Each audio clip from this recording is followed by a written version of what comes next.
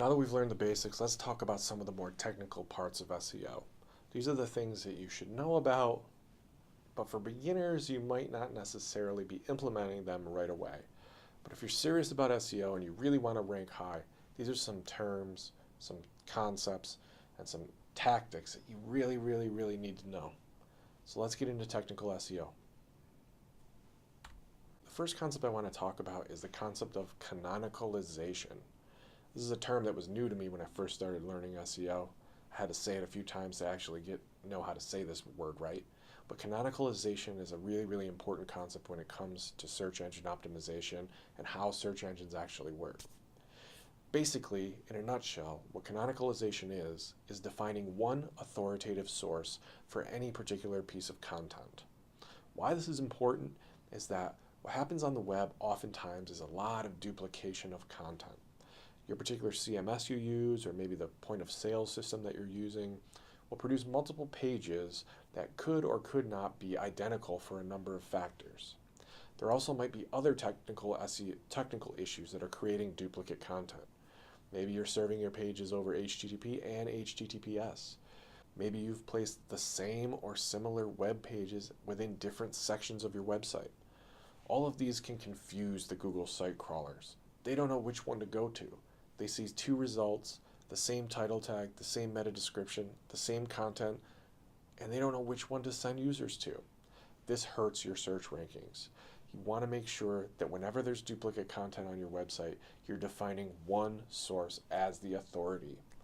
Even if you have duplicate content, you can use a tag called the rel canonical attribute or the rel canonical attribute on a link tag to define one authoritative source. It's kind of a confusing execution. You can Google how to do it, but it's important that you understand duplicate content is bad when it comes to SEO. Canonicalization is important. Define a source. Make sure Google knows which content you want your users to find when that particular page shows up in search results. Another technical SEO concept that we can talk about here is the rel nofollow attribute. This is an attribute of an anchor tag or a link tag that tells Google not to follow this link. So when the spider comes to your site, starts crawling around, and it hits a link that has this attribute of rel nofollow, it will not follow. It will skip this link, move on, and follow the next particular link it finds on a page. You might be thinking, why do we care about this? Why would we actually use this? Well, the reason for this is probably pretty specific to your particular product or service. Let's say you have a news site, CNN.com, and you're writing an article about a particular terrorist group or something. In that article, you link to a video that you want your users to see and understand that might be associated with that particular terrorist group. You don't want Google following that link. You don't want them associating your website with theirs. You don't want them to be passing your domain and page authority on to that particular website. So rel nofollow is a great way to stop the crawler from doing that. Another piece of technical SEO that you need to understand is robots.txt. Robots.txt is a simple text file that you drop in the root of your website directory that gives explicit and specific instructions to the Google site crawler. You can tell it to follow certain pages, you can tell it not to follow certain pages, you can tell it not to follow entire folders on your website. There's a lot of different syntax that you can include in robots.txt to give specific instructions to the web crawlers. There's a lot of information out there about robots.txt. You should have one on your site, you should use it, and you should understand it. Another critically important piece of technical SEO is to always include a sitemap on your site. And sitemaps come in a lot of different flavors. Most of the time, they'll come in the form of a simple XML document. And XML is just a particular type of markup used to structure information. A sitemap is a simple XML file that tells the crawler specifically all the different pages of your website, what they're titled, and what the URLs are. Oftentimes the crawler will hit a sitemap, follow all of the links on that sitemap, and get a really good understanding of what your website is actually about. It'll also have a good source of reference when it's following all of the conventional links on your site.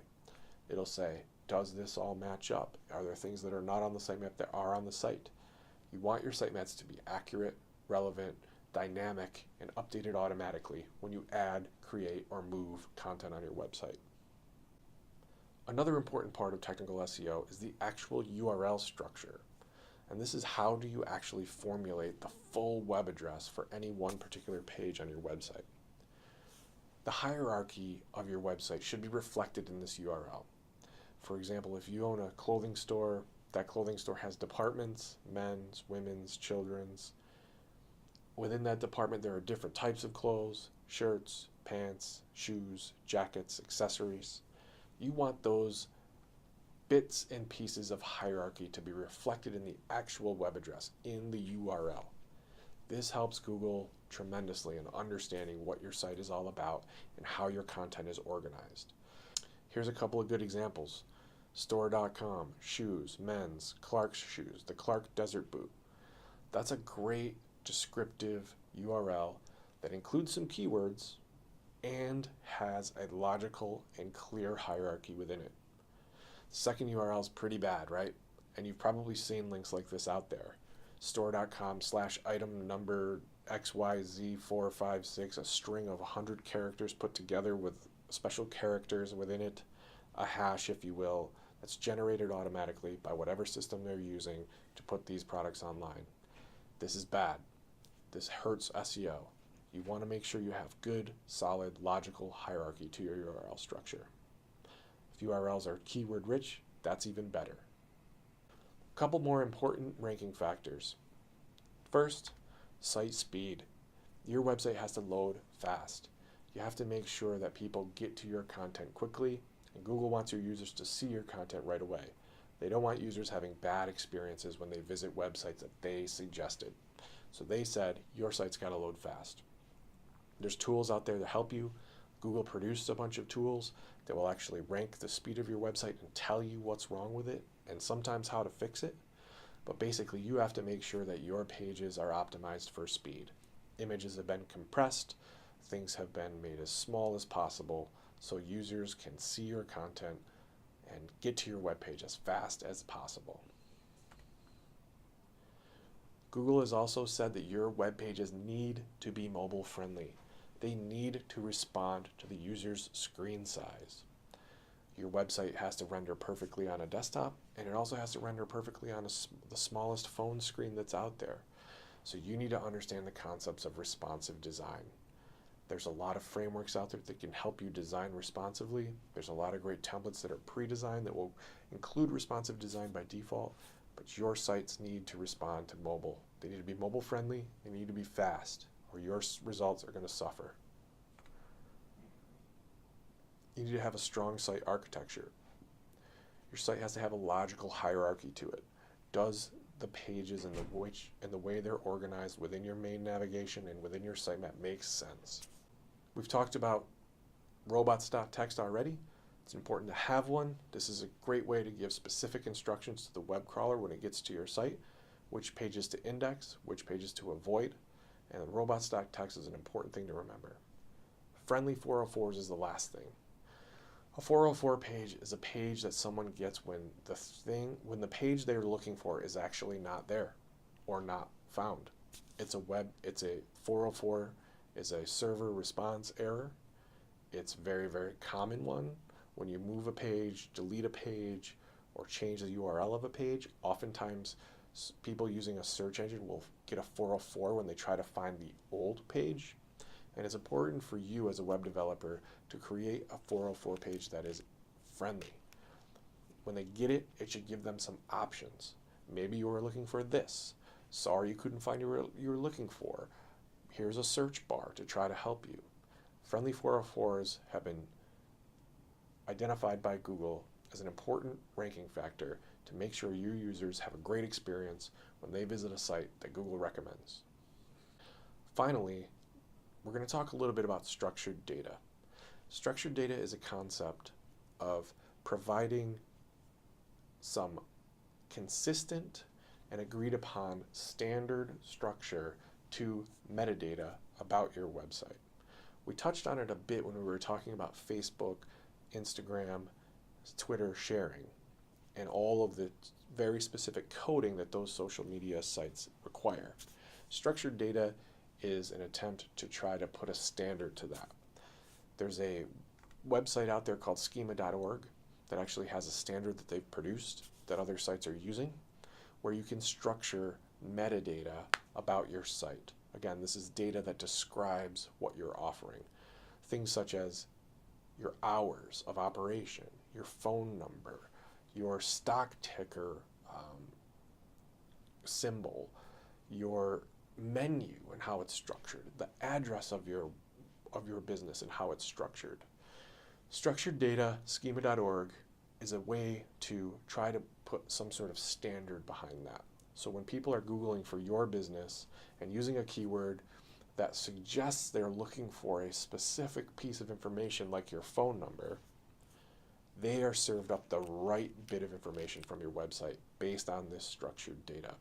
It's just a set of tags that you use, you add it to specific pieces of information, and that helps Google create an accurate response to that particular query. You've seen it in use. This particular image shows Google's knowledge graph. It's growing every day. It's become really popular. And the knowledge graph is an attempt for Google to answer your query's question for you without sending you to a particular page. What's the movie times for the next biggest movie that's out there? What are the hours of restaurant Z? Those answers come to you immediately within your search engine results page because of the new Google Knowledge Graph and because of structured data. So in closing, there's a couple of graphics here you can check out on your own. They include all of the most important factors when you're talking about a really well optimized page, and an example of a page that's been optimized, a simple page for a simple term, chocolate donuts. It's in the page title, it's in the headline, it's in the image, it's in all the things we talked about. Page optimization is a critically important part of SEO. You should understand it, you should know how to implement it, and you should understand the more technical concepts behind it.